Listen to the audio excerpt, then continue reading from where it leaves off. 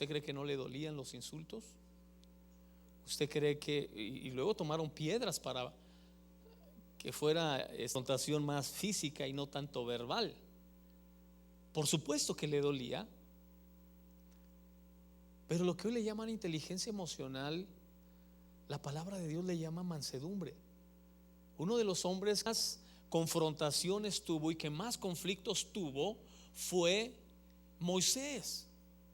Moisés tenía conflictos todos los días con la gente, con el pueblo, gente que lo insultaba, lo criticaba, hablaba mal de él, a sus espaldas decían barbaridades, le hacían la vida de cuadritos todo el tiempo, todo el tiempo. Y dice la escritura que Moisés era el hombre manso de toda la tierra. Amén. Dominio propio, mansedumbre, templanza. Y yo me imagino a Moisés cuando lo confrontaban el pueblo, cuando tenía esos terribles conflictos con esa gente. Yo me imagino a Moisés, imagínate a Moisés, al pueblo le caía mal hasta la esposa de Moisés.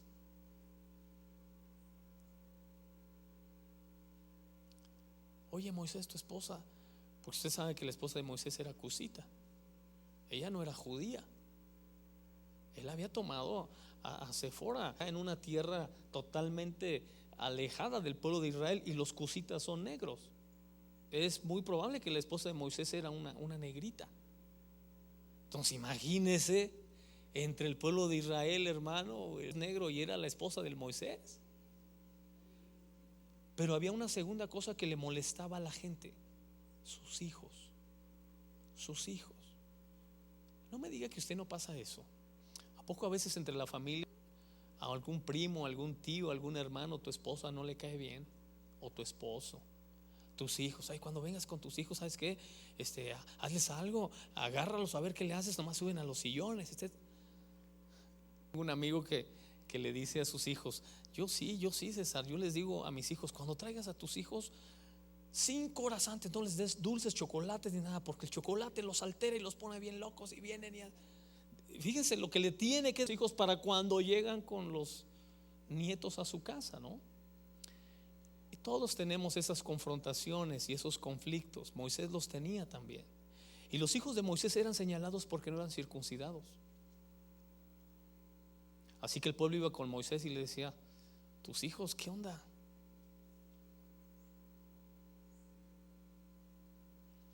Tus hijos no han terminado la universidad. ¿No te da pena?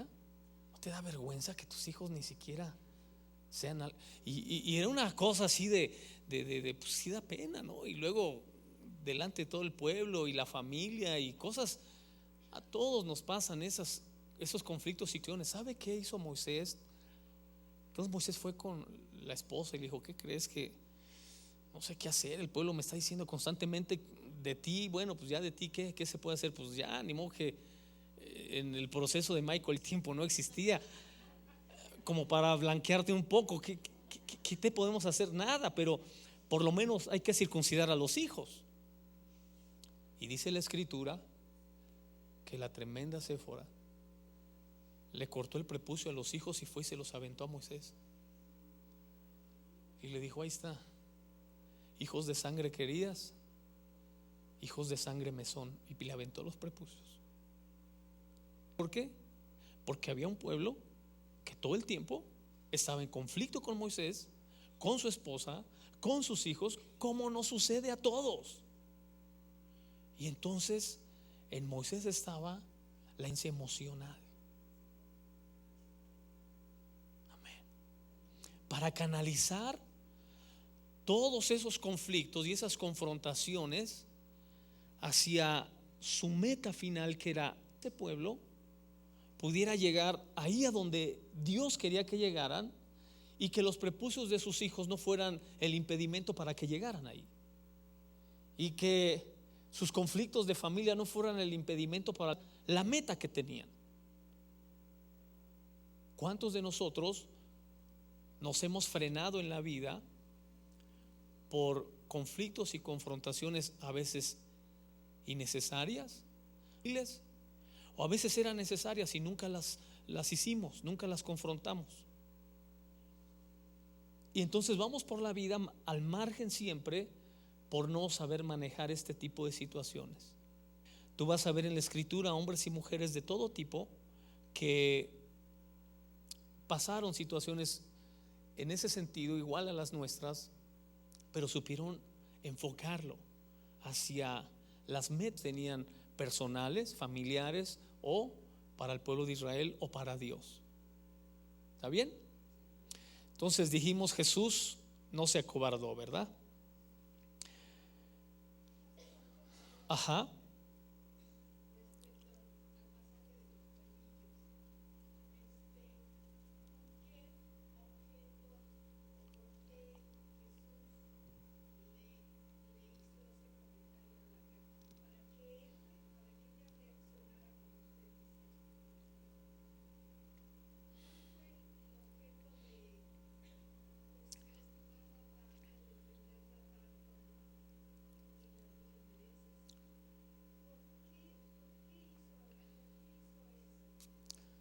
Mire, tiene varias versiones o varias expresiones o conclusiones el texto. Es una sola la conclusión a la que podemos llegar del por qué Jesús hace esto con esta mujer. Desde mi punto de vista personal, saliéndome un poquito de la exégesis, es que Jesús realmente quería darle una lección a sus discípulos sobre el nivel de fe al que puede llegar una persona sin necesidad de ver, porque los discípulos, ellos habían visto milagros, ellos lo habían visto operar en muchas cosas sobrenaturales, esa mujer nunca. Por eso cuando Jesús dice, más bien es el que creyó sin ver que el que vio y creyó. Porque las personas que a veces ven, sucede que es la gente que más le cuesta creer. Y entonces lo que Jesús hace es darles una lección a ellos de una persona que sin ver creyó plenamente en que Él podía hacer algo a favor de ella, y que por más obstáculos que ella tuviera en la vida, si Jesús le hubiera dicho, sabes que ahorita no tengo tiempo, hasta mañana, ella se hubiera quedado ahí hasta mañana. Y si después al otro día le hubiera dicho, sabes que espérate otro día porque tengo otro compromiso y no te puedo atender, se hubiera... Esa mega fe que tenía esa mujer no tenía ya un límite. Vamos, si Jesús le hubiera dicho, ¿sabes qué? Sí, súbete al pináculo del templo y tírate de cabeza, ella hubiera ido y se hubiera tirado. Ese ya no tiene límite, pero es la fe que se produce sin ver. La fe que produce el ver es una fe dependiente de entorno y de las cosas que él pueda entender o comprender. Y la fe, en ese nivel de fe, no tiene lógica. La fe en la que la mayoría nos movemos es una fe que se puede explicar, entender, pero a ese nivel de fe no. Entonces, desde mi punto de vista, Jesús quería darle una lección a sus discípulos. Ellos eran parte de la historia, ellos eran parte de los obstáculos de la mujer, y Jesús les da lección. Ahora hay muchas más explicaciones, hay hasta explicaciones históricas sobre el pasaje, hay explicaciones culturales, hay explicaciones teológicas sobre el texto, pero creo que la más nos sirve es esta, de lo que Jesús quería enseñar a través de la historia.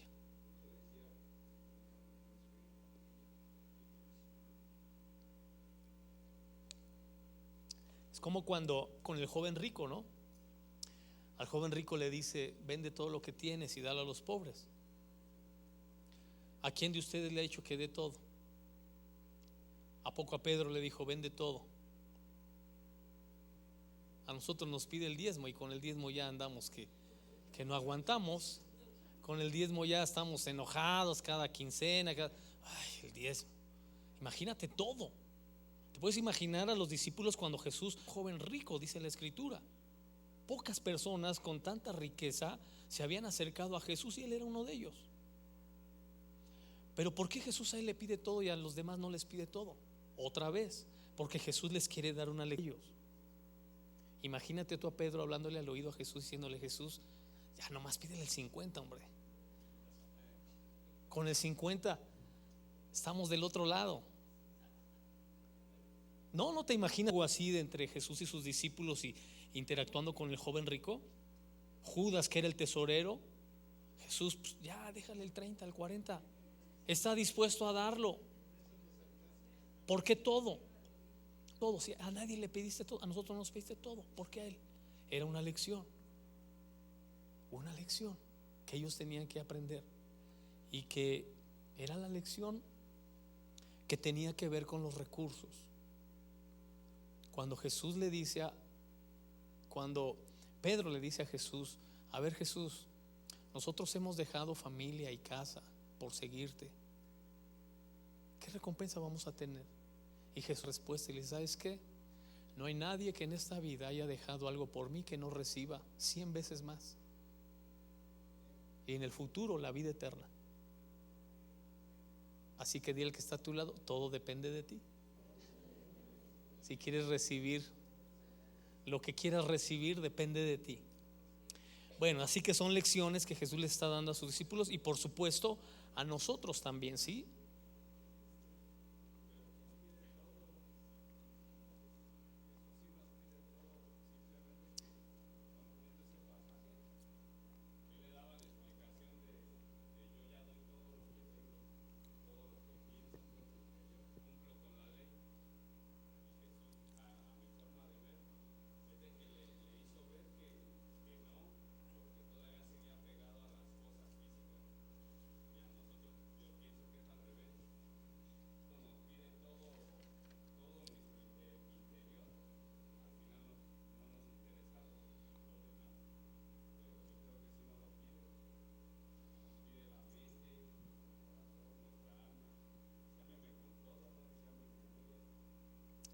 Sí, pero en tu caso no está en juego tu casa, ¿verdad? Está, como dices, tu corazón. A lo mejor ahí está incluida tu casa, pero cuando personas vienen conmigo y me dicen: pastor, pero si lo del diezmo era del Antiguo Testamento, les digo: era más fácil, porque en el Nuevo Testamento dice la Biblia que iban y vendían sus casas y lo traían a los pies de los apóstoles y nadie decía ser suyo nada.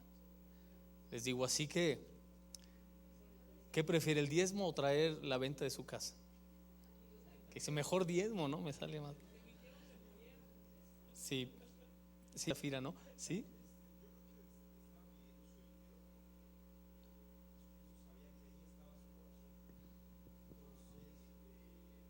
No, es que el texto es muy claro, porque le dice: vende todo lo que tienes.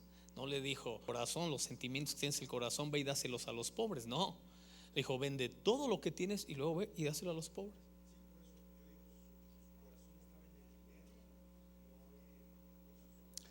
Fíjense que hay un relato, les he recomendado algunos libros.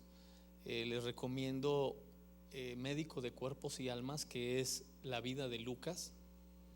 La vida de Lucas, escrito por Taylor Cadwell. No es un libro cristiano, editana. Y no es un libro escrito por cristianos. La señora Taylor Cadwell no era cristiana, es una historiadora. Médico de Cuerpos y Almas, que es la vida de Lucas. Porque Lucas, que no era judío, Lucas era griego y era médico de profesión.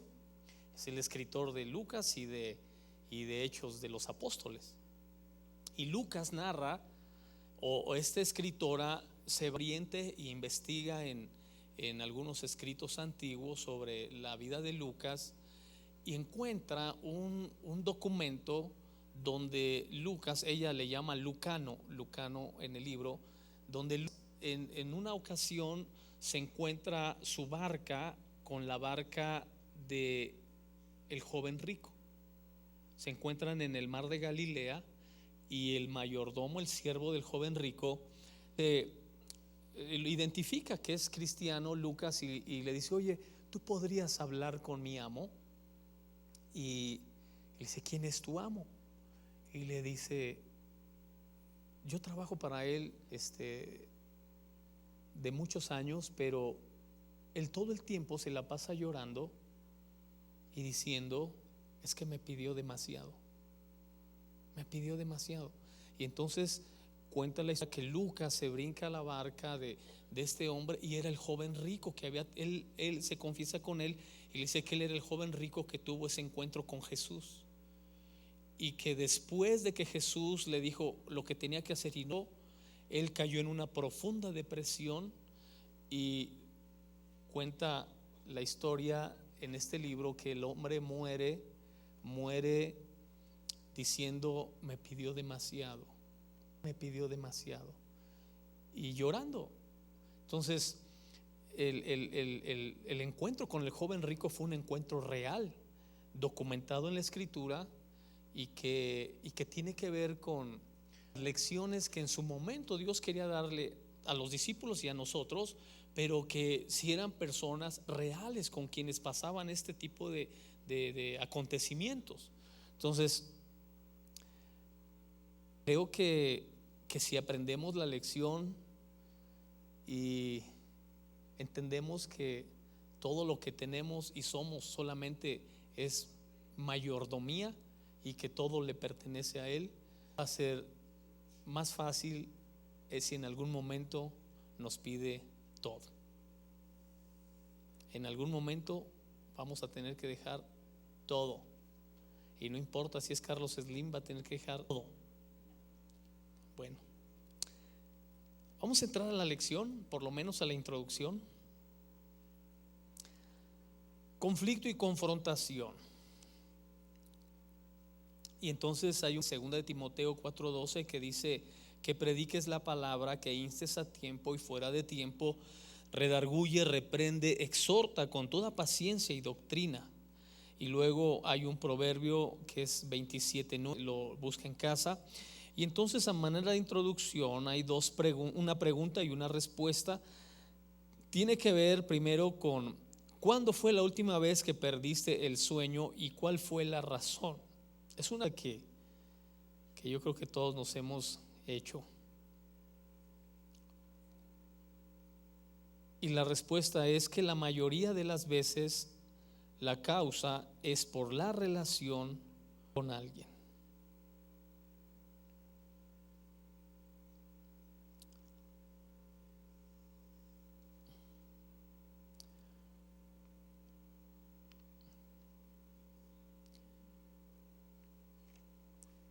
Quiero dejarlo aquí para que empecemos a introducirnos con la importancia de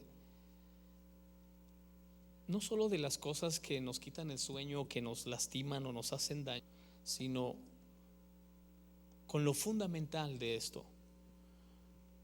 Así como las cosas que nos roban el sueño y nos afectan emocional, espiritual, físicamente, ver con personas, también el éxito en la vida tiene que ver con personas. Yo enseño que el éxito no es más que una colección de relaciones. Si usted colecciona relaciones, usted es un candidato a éxito. Si usted no tiene buenas relaciones, entonces nunca pasará del lugar donde está, nunca. En la medida que más cultive relaciones en su vida, mayores soportes tendrá de éxito. Porque acabamos de introducirnos con una parte que es real. Es real. Las cosas que nos afectan en la vida tienen que ver con personas. Las cosas que nos incomodan, las cosas que nos hacen daño, tiene que ver con personas. Pero también el éxito tiene que ver con personas. Así que el relacionarnos es importante para lo que queremos en la vida. Y siempre estará el riesgo de ser heridos, de ser lastimados, de ser rechazados, de ser malinterpretados, de ser ofendidos, de ser maltratados. Pero le digo una cosa: Dios diseñó así la vida, así, con el rechazo, con el desprecio, con actitudes groseras, así. ¿Por qué le estoy diciendo esto? Porque eso dice la Biblia. Dice que su hijo Jesús era experimentado en el desprecio y en el rechazo. Isaías 53. ¿Quién de ustedes tiene un hijo Si yo quiero que mi hijo sea experto en que lo desprecien, sea experto en que lo maltraten, sea experto en que lo rechacen. ¿Quién? Nadie. Pero esa es la realidad de la vida.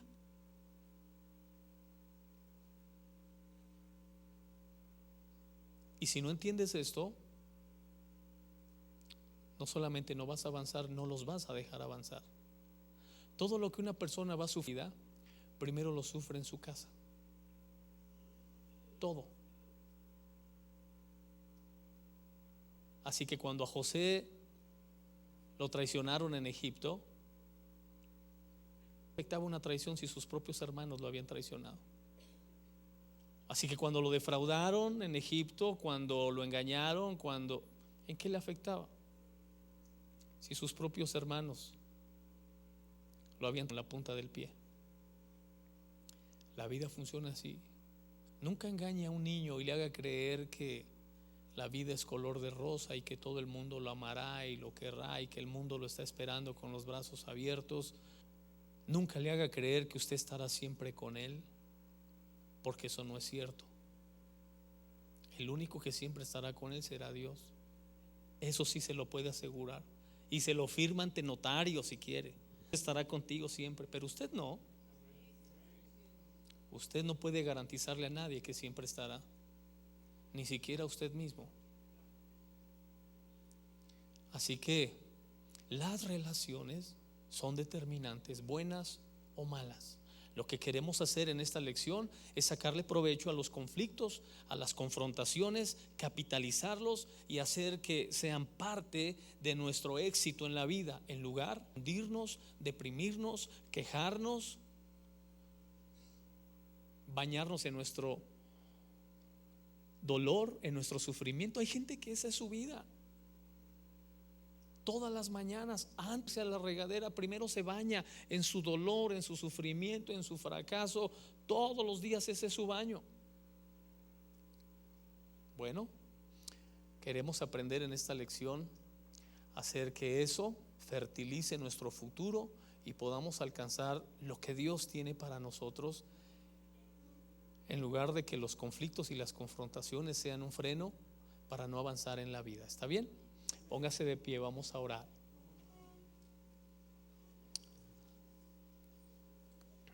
Dios, te damos gracias en esta noche. Gracias, Dios, por la bendición de estar en tu casa, de aprender tu palabra, Señor. Gracias por revelarnos principios, revelarnos pasajes de tu palabra que son profundos muchas veces, Señor, pero que para tu espíritu, Señor, son tan claros como la luz del día. Queremos entender y asimilar en nuestro espíritu. En el nombre de Cristo Jesús declaramos, Señor, que tu bendición está sobre nosotros, que tendremos una noche agradable y que el resto de la semana, Señor, será parte la victoria que tú ya nos has dado. En el nombre de Cristo Jesús. Amén y amén. Dios me los bendiga. Nos vemos de hoy en 8.